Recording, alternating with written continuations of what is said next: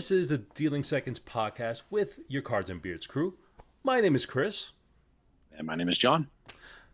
Welcome back, guys. So today we have a really interesting topic we want to talk about. I think, John, you've probably heard of this happening in the community recently. Uncut sheets from a specific, Yes, I designer. may have seen something flood my Instagram and Facebook for about 2 days. It was nonstop. Yep. If you don't know, you're probably living under a rock. Sorry to say, but it's actually the Fontaine's crazy price for an uncut sheet, or their deals, quote unquote, for 3 or 4 uncut sheets. But it made me start to think. Besides that, it's also a money grab, in my opinion. And what other money grabs are happening in the community right now? But first, let's talk about Fontaine. What do you think? Are you a Fontaine guy, first and foremost? So I've got a few. I don't collect all of them. Obviously, some of them are almost impossible to find and slightly outrageous in their pricing in the secondary market. Yep. I've got I would say basic ones. Pink Panthers. I've got all the carrots, the hollow. The Fever Dreams I didn't really dive into just because, the hype gets so big behind these, right? People are buying bricks and bricks and bricks. The market gets flooded with them. People are paying astronomical prices. And it's kind of funny because I remember after Fever Dreams released, and I'm using Fever Dreams just because that's the one that I followed the most, because it was kind of when I was getting into Fontaines, and I realized that I really didn't want to get into Fontaines. But I remember, I think people were paying, I want to say it was 250, somewhere around there for a brick, right? And that was the box that opened, had the screen. Yep. And then I just remember, like, the next day, eBay was flooded with brick boxes for $600, $700, $800. It's crazy. And that was that was right when I kind of really getting into Fontaines, or thought I was going to. And I'm looking at it, I'm just like, one, there's no, like, I'm a dad. I work full time. Like, I have a life, right, that I got to pay for. And I just was like, this really isn't the path, the best path I want to go down for collecting. And now it's funny because you can get them back on eBay now, and I'm seeing Fever Dream sealed bricks for, asking price of $250, and they've been on listed for 3.5, 4 months. Yep. It's crazy. It's interesting. But back to the uncut sheets. Uncut sheets. I'm kind of blown away. I think it was 100 for one, 275 for two, and 400 for four, and that's the deal. I think it was more. I think it's 125 even. So was it over 100? It was over 100. I don't remember off the top of my head. It's 150 for one. It was 275 for two, and 400 for four. Yeah, and that's for a sheet of cards that requires less money, I guess, to produce. It costs less from running. Even Danny said this, and we were actually trying to do this on our Kickstarter campaign. Uncut sheets are something that most creators will always get a few of, and they're they probably cost the creator maybe, I think, $5, maybe around $5 to $7 for an uncut sheet. Because the money's in cutting them up, stacking them, corners, boxing them, the whole boxing, all of that, the whole thing. So and also the more expensive thing is the shipping for uncut sheets, because they put them in tubes. So of course shipping goes up, but 125 for one sheet. I'm sorry, are you printing with angel tears? Ink made of angel tears? That's crazy. Like, there's no way. The hell. And then on top of that, it's like they have with their fantasies is more of, there were 10 different versions. So there's a lot. Do you get to pick, if let's say God forbid somebody decided to buy 4 uncut sheets, right? And if you are buying 4 cut sheets, good on you. First and foremost, you are a sugar daddy or sugar mama, and I want to know you. Yeah. Um, but it's more of like, do you get to pick which sheets you're getting, or are you getting 4 of the same, which would be so stupid because Yeah. it's like Yeah. I they mean, it wasn't really explained in my opinion. But then again, I didn't go to the website and see, do you get to pick something? I feel like for $100 a sheet, I mean, Way too much. 100 plus, for that price, you should be picking Yeah. and here, that's funny too. You say that. So if you, and I mean, I don't know if people would ever do this, but so you could buy for I think, what was it? The grids, or that the new one with the shades, right? Yeah. Yeah. And they're going for 400 plus a Yeah, I mean deck. Henry just had the 3 set deck on auction. I think they were auctioning for over 500 already. Yeah. And I can't imagine those would be uncut sheets. I don't think Fontaine would do that. They probably Essentially, would. you could They buy pro- one, cut it up, and you could. have an unboxed deck of cards. You could. You 100% could, honestly. But yeah, I mean, it's just I think it's just a huge money grab on Zach's part. I mean, in general, he became very popular with the younger crowd, the kids that are in Yeah, there's a cardistry. I lot mean, of lot of young hype behind it. a lot of young hype, a lot of kids that are into cardistry, young kids who, unlike us, like for example, your dad and I'm a father myself, and we have full time jobs. For us, cards is just a hobby. Right. But then you have kids that all they do is go to school and go home, or go to Yep. school, hang out, and they're doing cards or cardistry or whatever you want to talk about. Um, so for them, they were like, "Oh, new colors! It makes it brighter, makes it pop. Great." But then it's like, wait, like for example, a standard deck of bikes is what, $4. Yeah. 350, $4 for a standard deck of rider backs, and then you have, Zach who's putting Fontaines out at $20 a deck, And and that's the cheapest one you can find. the funny thing is he's printing a shit ton with them. He's printing easily Yeah, 20, 5, 10,000 5, plus. 10,000 plus, so you're getting a crazy deal.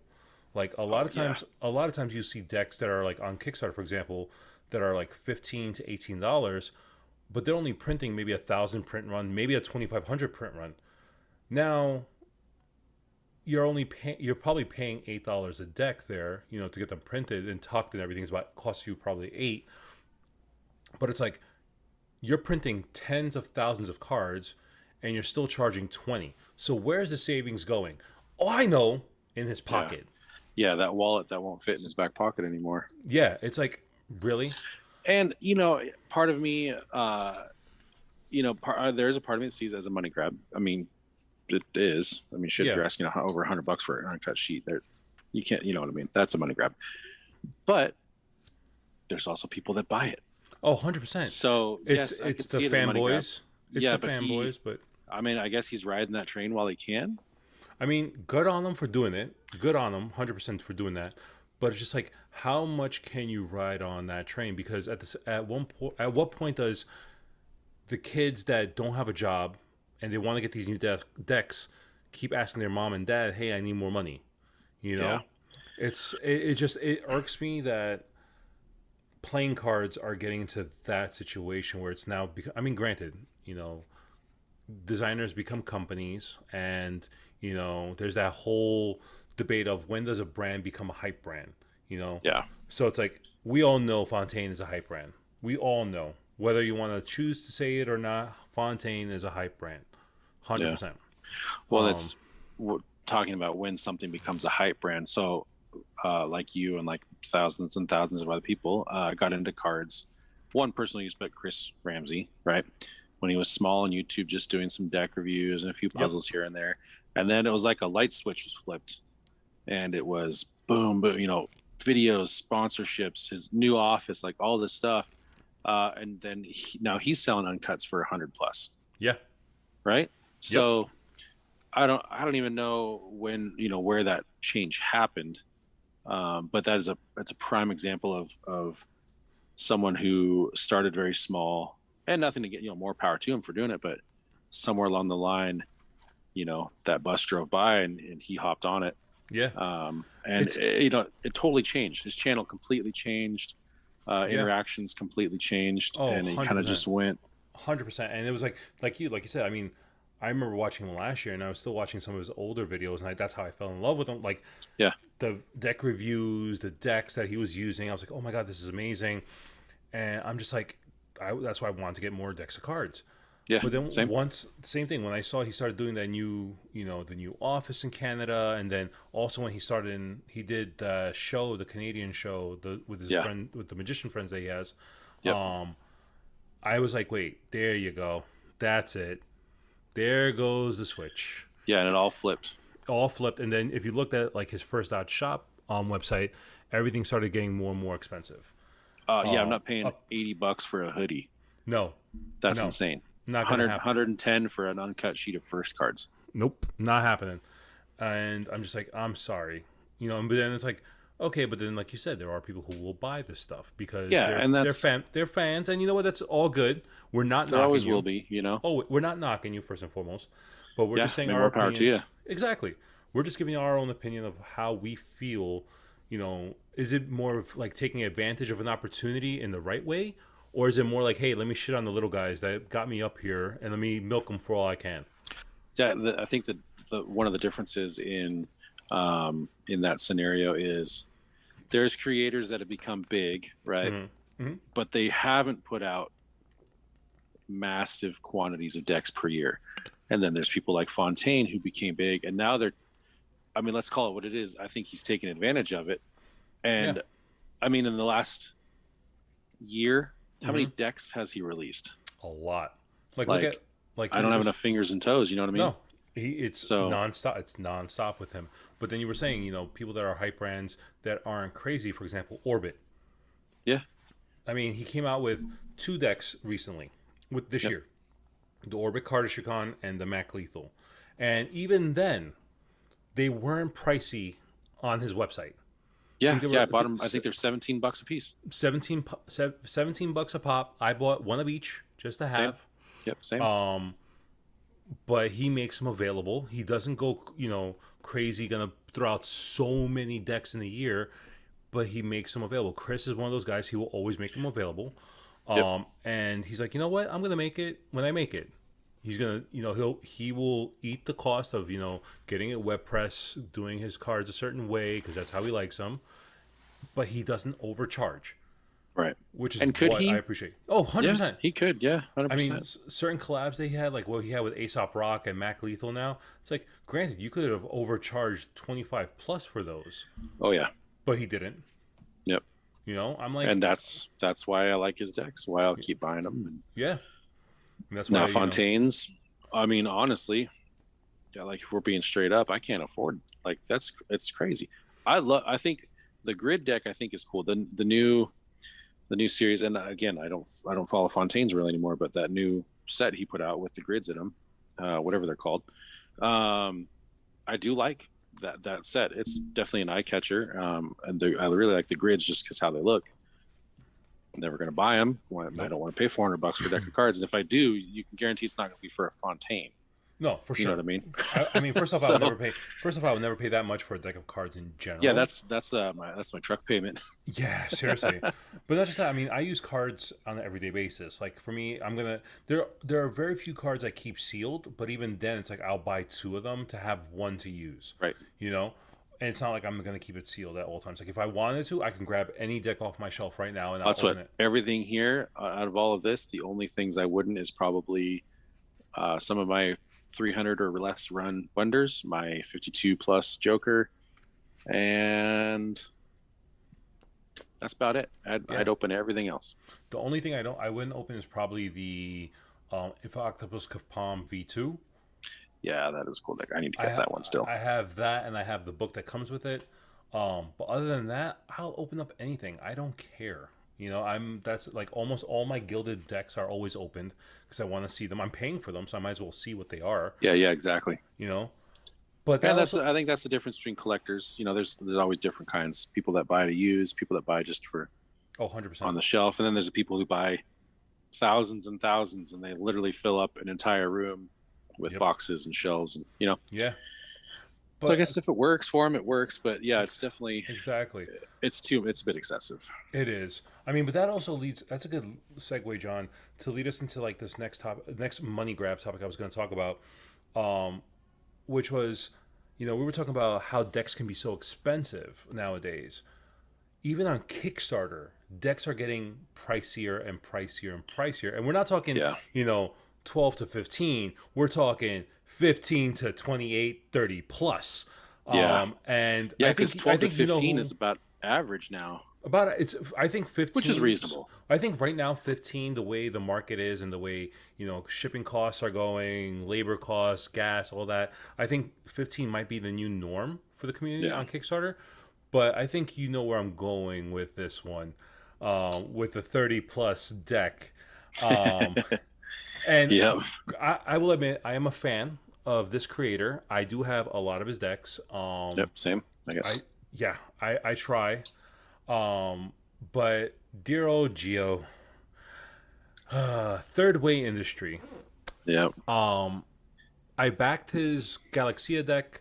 I backed the what was it? The Poison deck. He just came out with the Eva deck Yep. on Kickstarter, and I saw the price. I almost dropped my phone because I Yeah, I could think it was not. 34 $35 for one deck. for one deck. For one deck of cards. Really short run, 3-day campaign. 3-day campaign, really short run. Yep. Granted, the artwork is beautiful, but then again, it's the Eva deck that I have two of right now. I Yeah, it's have just two a other Eva decks. It's basically slightly altered version, basically. slightly altered, done with legends on. I think they're with their holographic stock, and everything like that. I think they were somewhat rare, as far as like a deck count or a produce count, but still. But still, 34, 35 a deck on Kickstarter. I would have understood if this was the secondary market. I Yeah, like or I something on his store, or oh something like that. oh no, his store. I'm sorry, it's way too expensive. I find decks cheaper not on his store, unfortunately. Correct. Even when he Correct. gives a discount, I find them cheaper. Like for example, SoCal. Henry always has third way, and they're always cheaper than on Geo's site. Yep. Which don't get me wrong, I would love to support Geo. If you guys, if you could ever support a creator, go directly to them, support them 100%. Especially the small guys.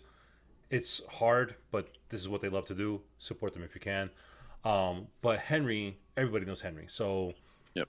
I will give Henry my money anytime, any day of the week. But seriously, 34, 35 a deck. Yeah, it's a bit excessive, and I think one of the tough things too about if you pull up a Kickstarter campaign, you can get a breakdown of where all your buyers are at. Yep. Uh, I think in the playing card world, a lot, probably I would say around 75%, 80% of the buyers are in the U.S. Right, Yep. so anytime you buy cards from overseas, the price is more expensive. And I think with how, where shipping's at right now and production over there, I think that reflects in that price a little bit. Oh no, 100%. Um, because again, majority of his campaigns he's shipping this direction. Yeah. And same thing with I'm a big fan of Mr. Cup. His same thing. He's overseas, and to buy something from him and ship is almost double what I get it for here. Yeah. But I like his work and I support him. But yeah, it's still, I mean, $35. Yeah, I'm actually looking at the campaign now. I actually pulled it up on my computer. He was doing 32 euros, so about 34, $35 US for one deck, and then he was doing a early bird of 58 euros for one of each of the two decks.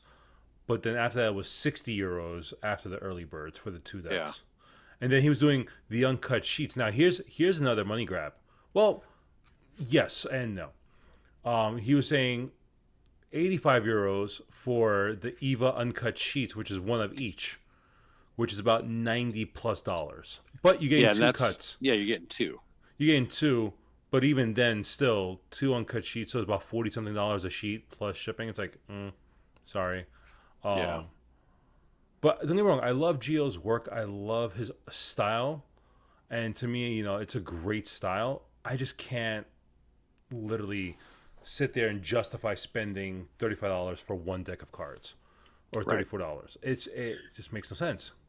Yeah, and something that's kind of a reprint. I guess it's like a fresh version of Yeah, something already put out, yeah. He just which people do reprinted with with gilded decks and V2s and hollows. stuff. Yeah, and hollows. Yeah, so and I see it, but again, it's just Like a lot of creators do that. Like I know, for example, like Jet Setters. He has what 4 colorways now of the new like the lounge editions. He'll yeah. have 4 colorways, which another one is coming out. Another 2 are coming out now, so it's gonna be 6. The But he's purple not one. asking $35 for a deck of cards. No, he's asking what $15 on Yeah, Kickstarter for a deck of cards. You and know, third way, I mean, third way is kind of up there in the the hype. designer, yeah, the designer world. He's a kind of a higher up name, Yeah, and a lot of his prices kind of I mean, reflect that. and all his site is just honestly also expensive as hell. Yeah, Really. and I like you said, same thing. I love his decks. I'm slowly collecting them as I can find them. Mm-hmm. I'm part of his Patreon. I love he's extremely active in his Patreon. He's That's just good. always on there every day, multiple posts, questionnaires, just asking how the community is.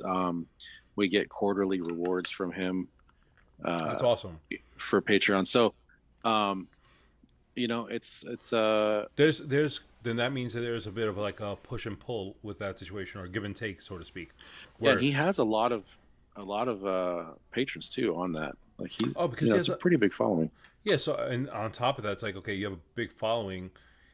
Each patron pays a certain amount per month. Yeah, and So I think I'm one of his top tiers, so I'm 30 a month. yeah, so think about it. If you have, Um, let's say on average, let's say at minimum he had 10 people doing the $30 a month. That's three hundred yeah, dollars, not yep. including who does 20 or 10, whatever. Minimum he's getting 300 a month. Multiply that by 12. That's $3,600 a year. Well, there's Just there's like hundreds of people on his no, Patreon. no, that's Yeah, what I'm saying. he's That's what I'm saying. There's hundreds of people, so he's getting a lot more, way yeah, more. So it's like okay, between that, the Kickstarter campaigns that he makes a ton of money on hmm to print the decks, and you know, we all know he's probably putting a lot of self funding into these decks, or he's already getting them in the process because he knows he's going to hmm fund. But it's just like, really, why do you got to charge so damn much? yeah. It seems a bit excessive. But same thing. People love him. They're Yeah. Oh no, he's kind of he's such a great guy. If you ever talk to him, he'll always answer you. He's such a good yeah, guy. and I don't think he's hit that hype peak yet. Oh, he has. Oh, Um, he you he think has so? a. I think he has a cult following of people.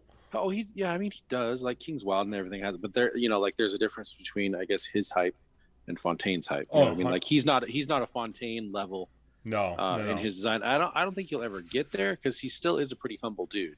Oh, From 100%. everything I've seen, I've never like actually talked to him, but from all of his posts and his interactions and everything, he's a super nice guy. So I don't think Yeah, he'll ever become a Fontaine hype level, but he's definitely he's up there. he's one of the people that whenever people ask about like the top creators in the industry or in the community, Yep, it's Third Way, Stockholm, King's King's Wild, Wild. Fontaine. Yep, Exactly. You're talking about those are the main people that always hit every single time. you can Um, tell, man, he's worked for it because he's got, I mean, decks and decks, and his designs are awesome, and you can like he puts a lot of thought into it. yeah, no, Not like his Fontaine designs. where they change the color. Yeah, no, You he know? does. That's the one thing I like about Gio's work that he puts his heart and soul and Yeah. creates everything. And it's all when he says custom, it's 100% custom. Oh, absolutely. Everything Everything. everything is custom on his Yep. decks, which I Every part. completely love. But it's like I can't stand I just paying can't. that Yeah, I much. just can't pay almost $40 No, after shipping for a deck. no, Um, it's not going to happen. yeah. Um, but that also leads us to like you actually just touched on another creator or company I should say right now. KWP, This is a sore Mr. spot for me. Mr. Robinson. Yeah, this is a sore spot for me. I can start out on this one if you want.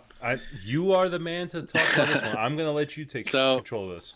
so when I first got into collecting, I think like a lot of people, I mean, I smashed into KWP like a ton of bricks. Right, I bought anything and everything I could find.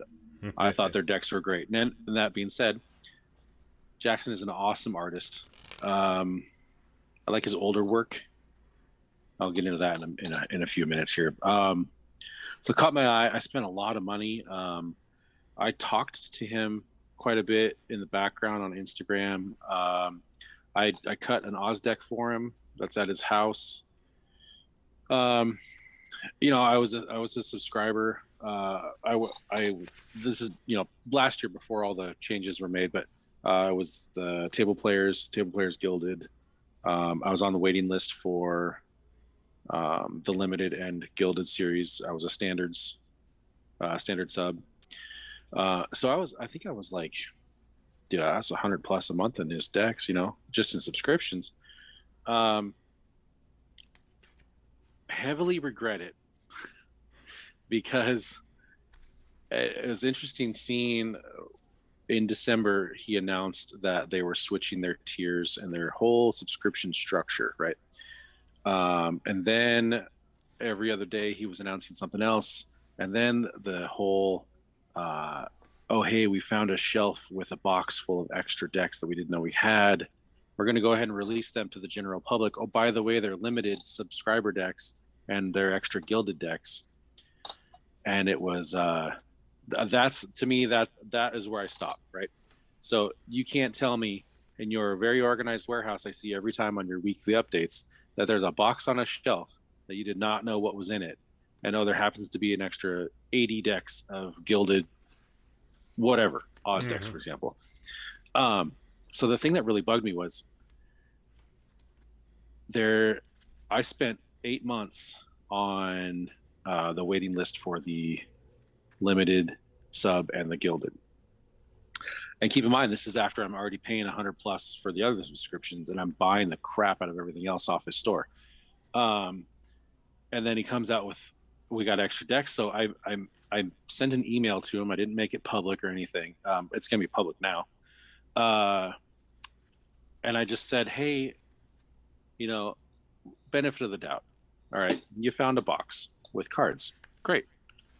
Why not offer those to the people that have been on your waiting list for a year plus at the price, instead of just throwing them on the website and going, good luck, right? You get one if you get one. No limit, nothing. Just here's 80 decks. Maybe someone buys them all. Who knows? Why not email your subscribers who you already email monthly, so I know you have our addresses, right? And why not offer them to us first? And even go and who's got seniority on the waiting list. That's fine. If there's 40 people in front of me, offer them first. But don't sell them publicly when there's hundreds of us waiting. And then don't be throwing them out gilded decks for $40 when the subscription for gilded is 60. So you just decrease half of my collection in value by 30%. Yep. So resale, which some of my decks I bought for resale, that all goes out the window. So I got a response from my email, right? And I've never spoken about this until now. I still have the email. Oh, wow. I won't say who it was from. It wasn't from Jackson, because Jackson doesn't answer his own emails, right? He's just too busy. Same thing with probably the King's Wild Instagram. He probably doesn't control it. It's not him. Her name's Amy. So, and I don't even know if she does it anymore. So, I got a response from one of his employees, and it was, I understand your rough, we'll condense it down. I understand your frustration. I understand where your opinions and everything. Hey, that's a great idea about offering them to the subscribers. We might look into that next time, which come find out they never did, because they found more boxes of random stuff. Here's what we can do for you. And I'm not even kidding. This is like quote out of the email. This stays between us, but I can offer you a full year's set of limited decks for a discounted price, if that will help you feel better. Wow. I mean, for you to tell me this needs to stay between us when you're I mean, that's about as sketchy as it gets, right? So I emailed him back and I said, no, thank you. That bundle should have been offered to the waiting list, not to one specific person who complained, and then you tell me to keep my mouth quiet about it. Yeah. So after that, I dropped everything. I was subscribed for the new year. I was in on everything. I dropped it all. I haven't purchased any decks from his site anymore. The only deck that I purchased directly from him is his 24-hour live deck. Yep. Um, if I buy a KWP deck now, it's for cutting usually. I've cut up a lot. I've cut up a lot of my collection of his stuff. It just put a really bad taste in my mouth. I mean, it sounds like it. Yeah. So and now, over a year into this, I see the hype on his stuff. And again, he's a great artist. It's phenomenal work, right? I just don't. Now that I've experienced what I've experienced and seen the way that people who've been on waiting lists for 8 months or more were treated, it's not something I can No, support. I think that's just bad business practicing. I mean, Yeah, at the end of the day, it's like, geez, you have, like you said, you have so many people on the waiting list waiting for certain decks that they couldn't get their hands on in the first place, but then all of a sudden you find an a box out of nowhere. But yeah. then, Which, but then now these boxes are coming more and more often. mhm. So it's like, really, really, or is it the fact that a lot of people have dropped out of your subscription and you have? And that's the thing is, I asked about that too, and I was told that there's still a list.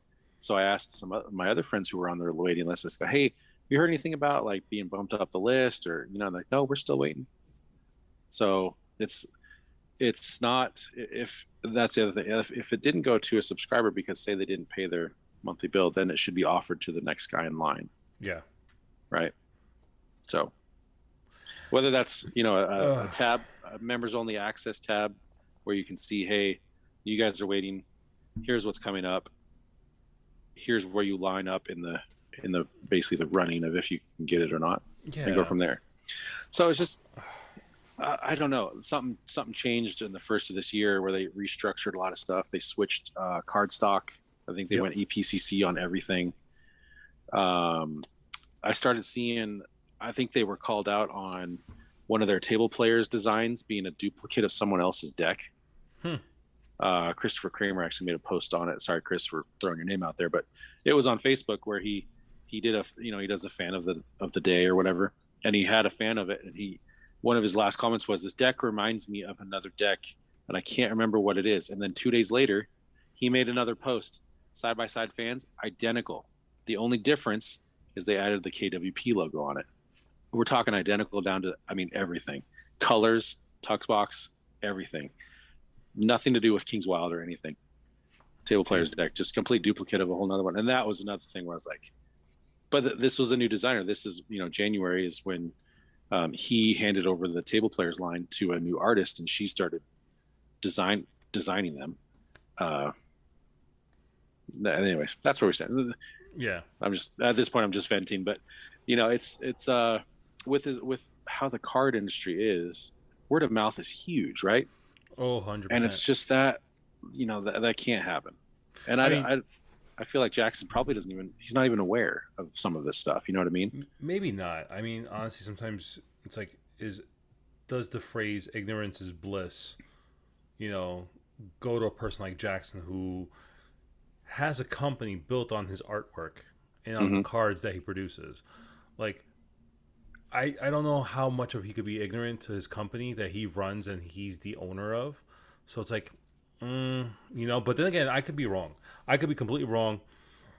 But I just think that whole scenario of them not offering certain decks to people on the waiting list that have paid monthly subscriptions for months makes no sense whatsoever. Yeah. Um, but it's just, I, I just can't get over certain things like between that and then, maybe saying, hey, why not offer a specific deck only if you spend a certain amount of money with us? Yeah, I know I, that company. Oh, I think I try to segue pretty well. If I try, Yeah, I try, I man. try. I have my moments. I have my moments. It's rare that I That get these moments, but yeah, it's what we're going into now, man, that was some Instagram controversy right there, right? yeah. I mean, we're talking. If you guys haven't heard, I mean, we've already talked about this topic a few times. So we're just gonna do a quick overview of it. Myself and Danny went into this. The OPC gilded, their gilded program, which was insane, and the way they handled that was what Cam and his team how they handled it was a little bit, in my opinion, distasteful. Mm. If you want to know our thoughts, go back a couple episodes. You'll see Danny and I talk about it. If you're watching this on YouTube, or if you listen to us on Spotify, or wherever else you're listening to, just go back a couple episodes. You'll hear it. Yep, you'll find it. Oh yeah, you will. Oh yeah. But yeah, that's another thing. Like there are tons of different money grabs this way. Between that, Fontaine, Third Way, Jackson, you know, but I think also what leads people into this direction of going into hyperbrands is like you were saying, word of mouth. First off, Yeah. everything starts with the word of mouth, no matter what. You know, especially in the card community where it's like, hey, I have an awesome deck of cards. Oh, who did you get that from? And then you start just talking, and next thing you know, you start searching and start looking. Like most people, like we said with Chris Ramsey, we saw from his word of mouth, hey, these cards are great. You should check them out. We Yeah, that's how I found Art of Play. same Art of Yep. Play, Monarchs, T11, the whole thing. But then, you know, word of mouth can also be done negatively as well. Yes. And I think it's more of like, for example, we have creators who, whether put deck of cards or in Magic, they create gimmicks or whatnot. But then you have people who, hey, they decided, wait, maybe I could try and make that gimmick, you know, or Yep. make that, or maybe can I design something, or can I not duplicate it, but can I see if I can do what they did? And they're like, hey, I started making these awesome things. Let me ask my friends if they want to see it and see if it works for them or whatnot.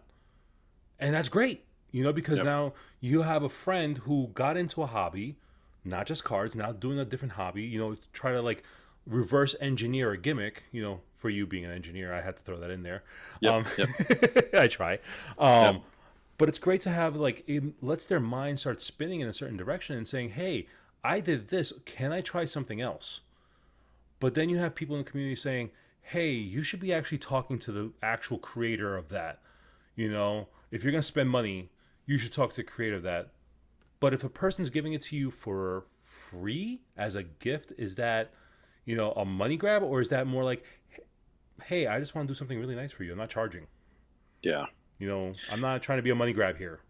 You know, I'm just Yep. trying to be a friend." Yep. I would say maybe before we dive into this, we should do a deck check. Ooh, right. Ooh, And thank you. I Thank you. think since you made me go first last time, I think you should go first. Ah, damn you. All right. So I mean, today is Monday when we're recording. People have seen this one. I posted this on my Instagram. I am actually using the Black Roses, Red Roses deck. Ooh, nice. This is not marked, but I've handled the hell out of it, as you could tell. I mean, granted, five of clubs. Haha. I don't know how, but as you could tell, I've handled the hell out of this deck. So you can see it's all, you know, gunked up and whatnot. But yet, if I want to fan this, still fans Still like a looks dream. perfect. Yep. Still has a perfect fan. Love this thing, and it's smooth. I love, honestly, Daniel Schneider does a good job with these decks. I love his artwork. I think Daniel's an awesome guy. Dan, if you're watching this, thank you. You know, you didn't give me these, I bought them, but thank you for good cards. If you want a couple, Danny and Tone got me into Black Roses. Danny got me into Black Roses. Honestly, he was the first person to get me into these. Tone, I know collects these. Hi, Tone. Um, but Dan got me into Black Roses, and now I just, you know, collect it. And he's another one that has a campaign coming out soon. Yes. Um, Yes. Yeah. Watch out for it. yeah. Now, For sure. what is your deck today? So my deck is actually this is a fresh open as of about a week ago. I have been messing around with the Cedars. Cedars Standard by Ollie. Awesome deck. I'm again a major tuck slut, right? I love a three-way tuck design. Yep. It's just I obviously display decks, right? Yep. And this just looks great on the shelf. And I Yep. mean, man, that it's just it's I think good. those. It's I just think a those. good deck. I think those are printed with WJPC too. Yeah, they feel great. They feel great. Yep. Honestly, So they're not quite broken yet. I mean, the you know the edges are still pretty fresh, right? yeah. But it's I'm just kind of slowly starting to open up as I'm getting more into the cardistry side of things. I'm just starting to more open up standard versions and kind of make my way down my shelves. So Yeah, And this, they do handle really well. I personally like thicker stuff. I mean, you and I are very similar. We both have, you're engineers, so you use your hands a lot, and you're a deck cutter, so you use your hands a lot. So your hands are mhm, always beat up and they're rough. Me, I like a I'm durable card. same. I'm a power lifter, so I lift heavy weights. So for me, I need, I can manhandle, I can mangle cards. So having a thicker stock for me always feels good. Yep. WJPC is a good to me. They do actually a really good balance of durability as well as pliability. Like Yes. they're soft enough that you could do tricks or cardistry with them, but they're tough and durable that they'll last you for a while, which is what I Yes. like. And this is Um, the first. I love Diptych Jokers. This is the first deck with Diptych Jokers that are two-way, right? So um, they work both ways that I've seen. I don't know if there's any other ones. there are others like Okay. Okay. excuse me, Steve over at Wounded Corner. His Yeah. Visions deck is actually a diptych Joker both ways. You can Okay. Yeah. actually, And I don't own any visions yet. yeah. So His is a diptych that could go both ways. I think there's a couple others that I think I have. I just can't think off the top of my head anymore. But yeah, Steve's I know is for sure and a and can we diptych just duel. talk about this Ace of Spades? Beautiful, Just looks awesome. classy. It is It's a good deck. classy. If you don't have this deck, go find it. Again, it's just called Cedars. Yeah, And man, Ali they're created. Ali designed a yep, great deck on that one. yeah, they're awesome. He did a great job. So go support him. Yeah, Small guy. please, if you Yep. can. If Yeah, you for sure. contact Ali on Instagram, maybe he knows where you could buy them. I think he still has some. Hmm, So yeah, track him down if you can. they're So great. definitely love it. I actually have a standard and a gilded. Um, our dear old friend Here's my other two. Sean Friesian gifted me a standard Mint, and a bro. gilded. Yeah, fucking mint, bro. Fucking mint.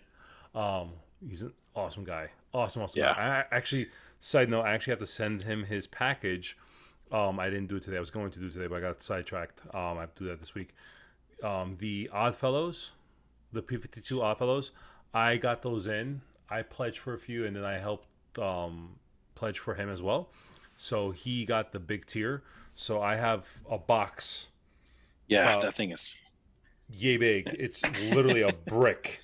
It weighs probably like 10 pounds of whew, cards that I got to ship to Canada now.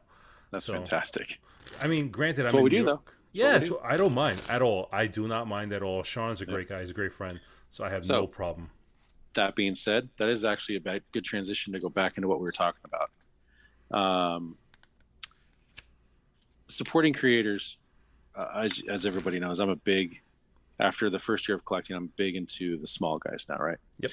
If I can support a creator, if I can buy a deck from him, if I can buy a puzzle from him, card tricks now that I'm getting into it, I'm starting to go kind of down that path. So if I can support them, awesome. What bugs me is when, for example, somebody makes something for their friends just as a gift, and it's basically, I mean, we can call it a remake of something that already exists, Of course. and that's seen as stealing from the creator. Saw a pretty good example of that very recently, and so it kind of brings up. I'm curious if you're listening to this or watching it.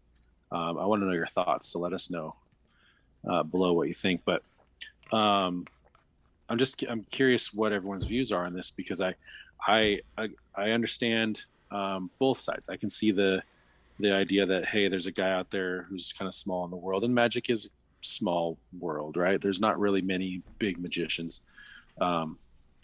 So yeah, support him if you can. But also, if I can make the thing myself in my house, I'm probably going to do that, especially with how my brain works. I like to know how things work, and I like to For see it. sure. And so that'll be the path, especially if I'm going to make it for some friends. I'll probably go that path. I don't know if you feel the same way, but I could see both directions, but I just don't see how you can be upset at somebody for recreating something that's already out there if it's for friends. Yeah. Um, My you thing know, is like you're not taking away from the creator because you're not like if you're making it excuse me, if you're making it just for your friends and you're giving it as a gift and not selling anything at all, you're just giving it away as gifts and whatnot, and you're not trying to get money from it. I think it's fine. Honestly, I think it's like you're not trying to be like, as long as you also say, "Hey, I got this trick from so and so. I think I figured out how to do it. What do you think?" You Yeah. know, you're not trying to say, "Oh, I created this. I invented this." No, you didn't. So if you just say, "Hey, I saw this by so and so," giving credit, you're basically, you know, doing a level of credibility, saying, like, everybody knows card tricks. Everybody knows the classic pass. Everybody knows the turnover pass, things like that. So it's like we learn all that, and we learn it from certain people, from certain books that were written by certain people. But we're not here sitting saying, "Oh, let me sell you a tutorial on how to do the classic pass because I invented it." Right. As long if you're not selling it and you're giving credibility to the originator of the thing, I think it's fine. Yeah. Yeah. I think to look into it that much is just, I mean, it's unnecessary, right? Especially if Yeah, it's from a good friend. It's, if things are from good friends, and good friends always help each other out.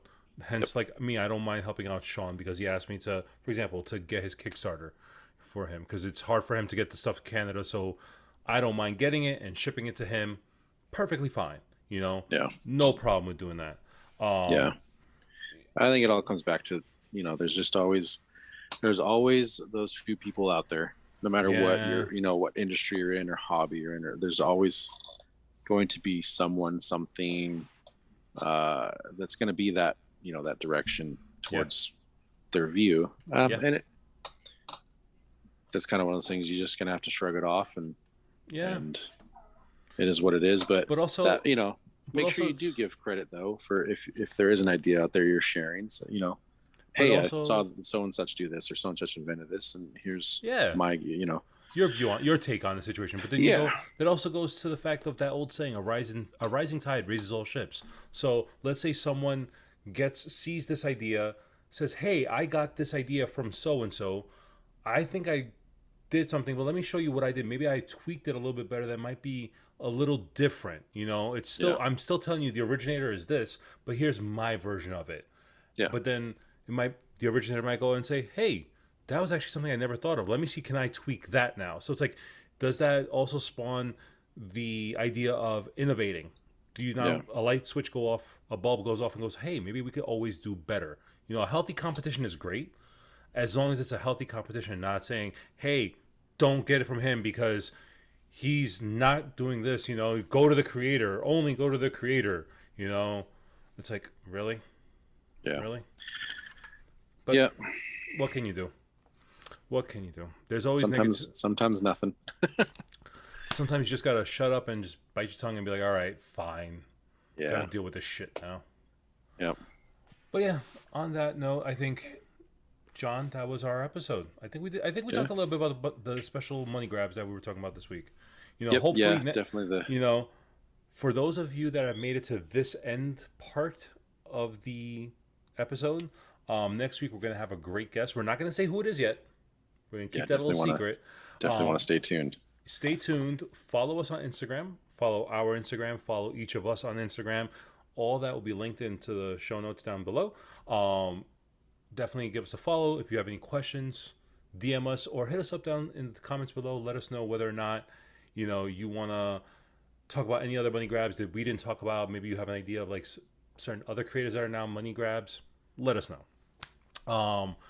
But yeah, John. Till next time, man. As always, it's been fun. Later. See ya.